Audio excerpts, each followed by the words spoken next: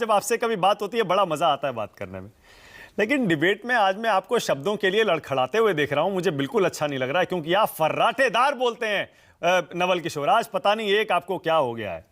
और नहीं, आज भी मैं उतना ही साफ बोल रहा हूं, और जो बात उन्होंने कही है उसमें बहुत कुछ पढ़ने की जरूरत नहीं है। उन्होंने एक खास कॉन्टेक्स्ट में बात कही है, और माहौल की जो बात किया है भारत के संदर्भ में, वो एक अलग परिप्रेक्ष्य था। जो वो सलाह दे रहे हैं अपने बच्चों को, या जो एक संदेश दे रहे हैं, वो एक खास कॉन्टेक्स्ट में दे रहे हैं। अच्छा, एक बात तो मैंने वो कही, मेरी दूसरी बात, और उसमें सवाल भी छिपा हुआ है। आप कहें तो मैं फिर से सुनवा दूं अब्दुल बारी सिद्दीकी क्या कह रहे हैं। आपकी सरकार में मंत्री रह चुके हैं, सुनिए तो सही, आपके बड़े नेता प्रदेश अध्यक्ष रह चुके हैं। कह रहे हैं मातृभूमि रहने लायक नहीं रह गई, देश छोड़ने का वक्त आ गया है। इसमें कौन सा कॉन्टेक्स्ट आप ढूंढ रहे हैं, बताइए। नहीं, उस पर उन्होंने जो सफाई दी है वो भी आपने दिखाया है, उसको कम महत्व दे रहे हैं। इसमें कौन सी राजनीति है? मैं फिर से सुना देता हूं। ऑल राइट, रुकिए, मैं सफाई और उनका बयान दोनों फिर से सुनाता हूं। दर्शक और हमारे पैनलिस्ट खुद तय कर लें कि वो क्या कहना चाह रहे हैं। सुनिए जरा अब्दुल बारी सिद्दीकी को। तो हमने कहा अपने बेटा बेटी को कि नौकरी कर लो उधर ही, अगर सिटीजनशिप भी मिले तो ले लेना।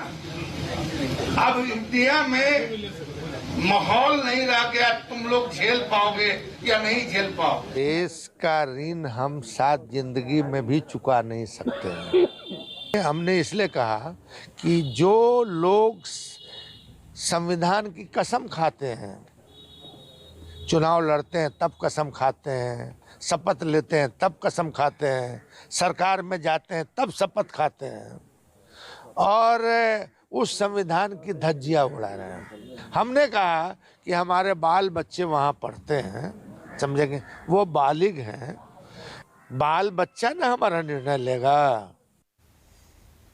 अब बताइए, सफाई में कुछ समझ आया आपको डॉक्टर नवल किशोर?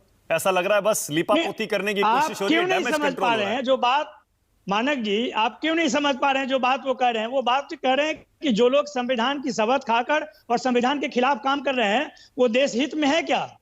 और दूसरी बात जो कह रहे हैं कि हमारे बच्चे जो हैं वो बालिग हैं, वो अपना निर्णय लेने के लिए स्वतंत्र हैं, इसमें क्या इसमें डाउट है? अगर ये कोई पहले उनके बच्चे नहीं होंगे जो भारत के बाहर पढ़ रहे होंगे और नौकरी कर रहे होंगे। कई देश के कई लोग हैं, इनफैक्ट बहुत एक अध्ययन है उस पर, बहुत लोग देश के नागरिक विदेश के नागरिकता लिए हैं, वहां पर काम करना शुरू किया है। बात यहाँ दूसरी हो रही है। उसके साथ साथ उन्होंने जो कहा वो भी तो देखिए, देश का माहौल तुम लोग झेल नहीं पाओगे। वो कह रहे हैं मातृभूमि छोड़ने का समय आ गया है, मुसलमानों के लिए देश असुरक्षित है, माहौल खराब है। उन्होंने ये भी बात बोला कि 7 जन्मों तक मैं इस देश का ऋण नहीं चुका पाऊंगा। ये भी उतना ही महत्वपूर्ण है। वो तो सफाई में बाद में बोले। नहीं, क्योंकि देखिए 10-15 दिन पहले का बयान आप खोज के, और भाजपा वाले यही काम करते रहे, उनका आरटी सेल, कब किसने क्या कहा, उसको किस कॉन्टेक्स्ट में पेश करना है और उसको डिबेट का मुद्दा बनाना है। अच्छा चलिए, एक काम करते हैं दूसरी। अच्छा, एक और चीज मैं बता दूं। अब आप कह रहे हैं देखिए इस पर डिबेट नहीं कराना चाहिए था। अरे भाई, आप आए हैं, आपको बुलाया, आप आए हैं उस डिबेट में हिस्सा लेने के लिए, आप कह रहे हैं डिबेट नहीं करना चाहिए था। अच्छा डॉक्टर नवल किशोर, तो अपना स्टैंड बता दीजिए। सुनिए ना, एक काम करते हैं, मैं अब्दुल बारी सिद्दीकी के इन दोनों बयानों को भूल जाता हूं।